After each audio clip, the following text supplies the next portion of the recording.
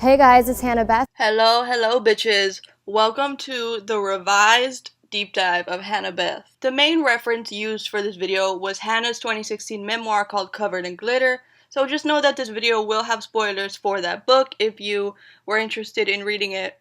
So despite what this channel name might make you think, my favorite scene queen was always Hanna Beth. She inspired me so much, it's crazy. I literally am who I am right now because of her. Let's deep dive into the life of a girl born with connections who still chose authenticity over projecting a perfect image. Hannah Murjos became Hanna Beth, finding her audience just by staying true to who she is. Hannah Elizabeth Murjos was born on August 24th, 1988 in New York City to Stavros Murjos, a film producer turned art collector, and Haley Mordison, the current CEO of a clothing line called Sober is Sexy. Hannah has three younger brothers. On her fifth birthday, the family relocated to Los Angeles. A year later, her parents divorced. Despite the money and fame surrounding her as a kid, it didn't stop the loneliness that she felt. In her book, Hannah revealed that her dad struggled with various addictions throughout her early childhood. Then, when she would go home, things weren't much better with her mom because her mom would often prioritize time with new boyfriends instead of spending time with her kids. Again, not judging, just relaying the information that Hannah included in her book. By the age of 10, Hannah wanted to leave this world permanently. When she was 13, the bullying at school started, so she began to struggle with her mental health even more. This was also the same year she got diagnosed with scoliosis and had to wear a back brace. Because of this, the bullying got even worse. In 8th grade, she was even thrown into a locker because they knew it would be hard for her to get up. When she was 14, she was visiting her dad in rehab, and because she was so anxious on the plane, one of her dad's assistants gave her enough cough syrup to make Hannah pass out. When she woke up, she realized substances made her escape reality, and she liked the way it felt. When she was 15, she was spending the summer in East Hampton and met some punk kids. That's essentially how she got into fashion, the music, the aesthetic that she would later really be known for in the MySpace era. In 10th grade, her parents pulled her out of that rich private school to send her to a smaller school in Beverly Hills because at the time she was still having some issues that I don't know if I can get into specifically on YouTube, but just know they weren't good. When she got to that smaller school in Santa Monica, she finally felt like she fit in there. However, her old coping mechanisms got her put into a mental hospital for 2 months. When she was released from that hospital and returned to school in Santa Monica, she had a new love for writing. In a journal entry from her book, the entry is dated March 2004, Hannah says, "Today is my last day at the hospital. I have also learned how to express myself with words, writing, or music instead of harming myself." So she returned to the school in Santa Monica, and by the way it sounds in her book, people gossiped about her being in the mental hospital for 2 months. Still, she ends that chapter by saying, "Of course, life wasn't easy and I didn't get some magic cure, but with my love for writing, I was able to express myself in a way that I hadn't been able to before." Later that year, she created her MySpace. Well, technically, she started blogging on LiveJournal. Initially, she just created her MySpace account to try and meet people who shared common interests with her. I really relate to this. But becoming an internet celebrity wasn't in her plans. It literally just happened. Eventually, she did start modeling around this time, often using the website Model Mayhem to find photographers for these shoots. In an interview with Nylon in 2020, Hannah looked back on the MySpace days by saying, "It was crazy because I never looked at MySpace as work. I just remember being a senior in high school and I was like, I don't want to go to college. I fucking hated school. I'm only 5'2", so I never thought modeling was even in my future. Because of the internet and all the photo shoots I was doing and stuff, I was able to start booking campaigns and I ended up doing a lot of really cool stuff. I started to notice my friend count on MySpace was going up after 6 months or so. I think I got up to maybe 400,000 or 500,000 by then. Back then, being an influencer wasn't a thing. I would find anyone who was a photographer and meet up with them offline, which probably wasn't safe, but I survived. I always styled my own shoots and people were always into my weird fashion and makeup. That's how I got a lot of my followers. I had a hard time meeting people I could relate to in real life, but with MySpace I was able to meet all of these people that I could relate to and who were into the same things I was. It was a whole new world for me. She initially met Audrey Kitching sometime in 2005 because they had the same music taste and would attend hardcore shows in California. By 2007, Hanna and Audrey had officially become the it girls of the scene. Funnily enough, here's Hanna's quote about this time in her life. I didn't hear the term scene queen until I was 17 or 18. I was with Audrey and we were doing a lot of events with this company called BuzzNet. We did Warped Tour together, we had poster signings and things like that. And I just remember girls being like, oh my god, I look up to you guys so much, you're like the new scene queens. I'm like, what is that? We'd wear tutus and crowns and this messy makeup, and we were always just doing these silly photo shoots. But then it became a whole movement that I didn't even realize was happening. Me, Audrey, Jack Vanek, we all had followings in our own way, and I feel like because of that, people knew who we were. We kind of were a staple of that whole scene, and then I was dating some guys that played in bands. As for the list of guys she dated in bands, the list is as followed. Martin Johnson from Boys Like Girls, Trey Cyrus from Metro Station, and Andy Biersack from Black Veil Brides. In her book, she explains, I never felt like I was good enough for anyone, and as a result, I would end up in toxic relationships. With each relationship, I was constantly searching for approval. I think a lot of my relationship issues stemmed from my relationship with my father. I always felt like he was closed off, and I was jumping through hoops to get him to notice me. Her longest relationship in the scene days was with Trey Cyrus.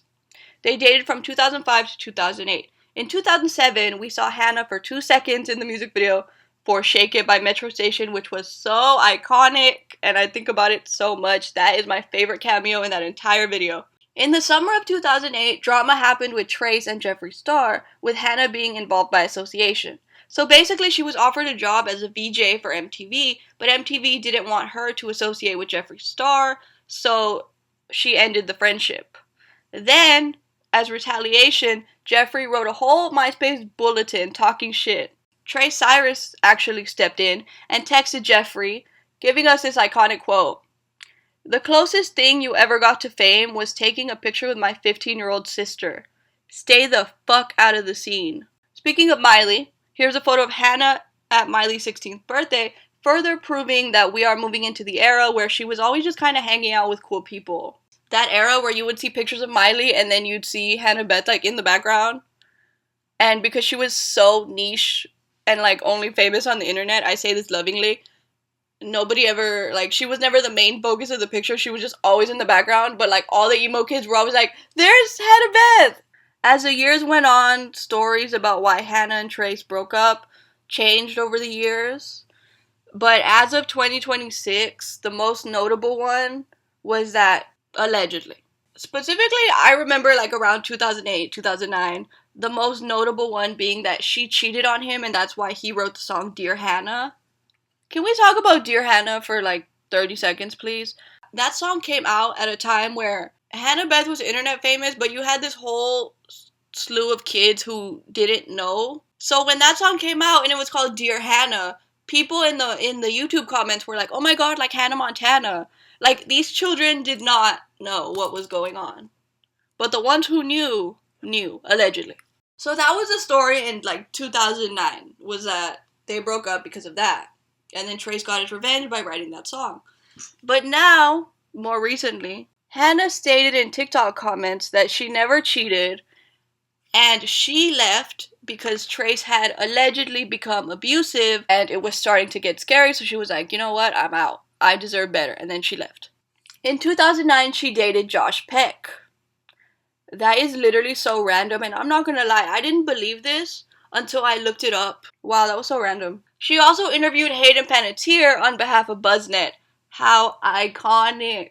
So you know how on TikTok right now everyone's being like, bring back real journalists, not just influencers on the red carpet. Dare I say, Hanna Beth and Audrey Kitching getting to interview people because they're Hanna Beth and Audrey Kitching was like the start of like, you have internet fame, so come do this job that you're not really qualified to do, but we want you because you're this person. Interesting to think about. On a more serious note, in a journal entry dated April 2009, Hanna wrote about feeling insecure, saying, I don't know who I am or what I want to do with my life. I just want to be happy with whatever it is that I'm going to do. As perfect as things looked on the outside, with job opportunities and cool photo shoots she was doing, Hanna was still struggling. In her early 20s, she struggled with a cocaine addiction. Around the time she was turning 21, she started hanging out with some friends that reintroduced her to cocaine, and it went from there. Because yes, from 20 to 21, she had gotten sober, but then those friends came in her life and it just began to spiral. For 3 months, she and Ivy Ensley worked at a strip club. In Covered in Glitter, she explains, "Everything was a blur during that time. My life revolved around drinking, dancing, and doing cocaine. I don't know how I ended up there, but it felt right.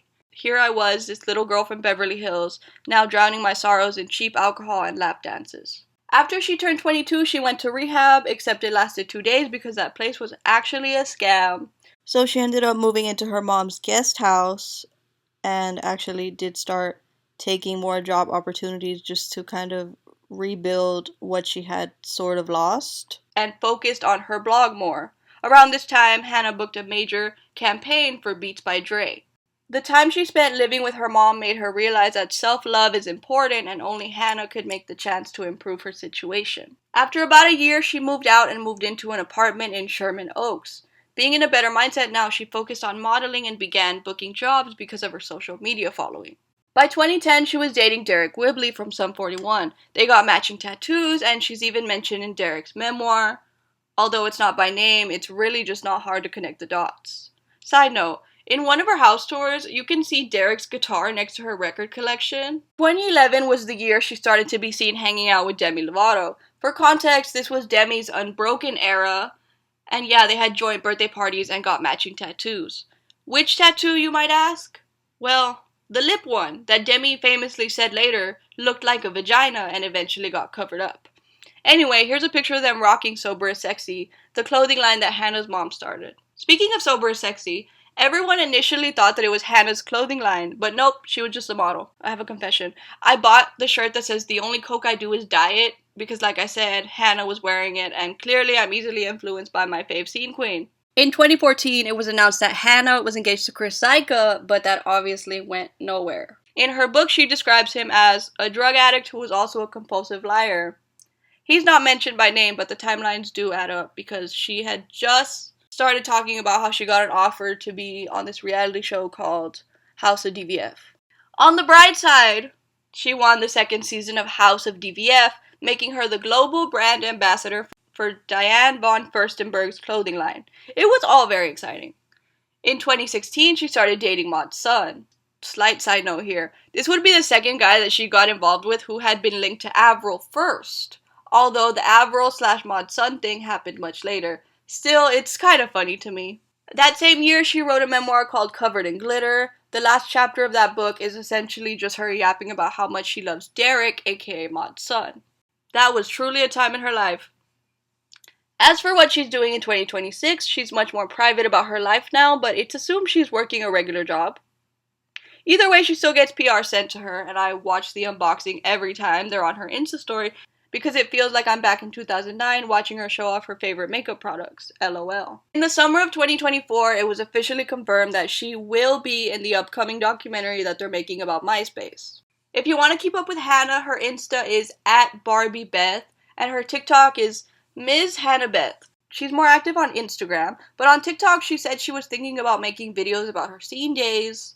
And it's been 2 years and we're still waiting. But honestly, I don't care how long it takes. I want some of those stories. I'm like, yes, please, queen. To end this deep dive, I'll leave you with another quote from her interview with Nylon Magazine about her MySpace days. "I feel like that time made me who I am today. I've gotten girls that will message me that they have a lot of the same hand tattoos as me, which are a lot of my scene tattoos. Those tattoos aren't my favorite, but I love them because it's a huge part of my life. I'll do throwback pictures on my Instagram, and there's so many girls that are like, 'I've been following you since MySpace.' I'm like, MySpace? That's so long ago."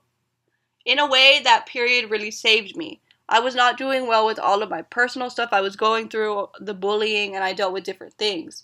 And I feel like because of MySpace and being able to have this community where I felt accepted and like I fit in, it kind of gave me my life back. It made me feel inspired, and it made me feel like life might be okay. Shout out to MySpace. Shout out to Hanna Beth. And wow, that was actually very inspiring. Yeah, so this has been the deep dive on Hanna Beth.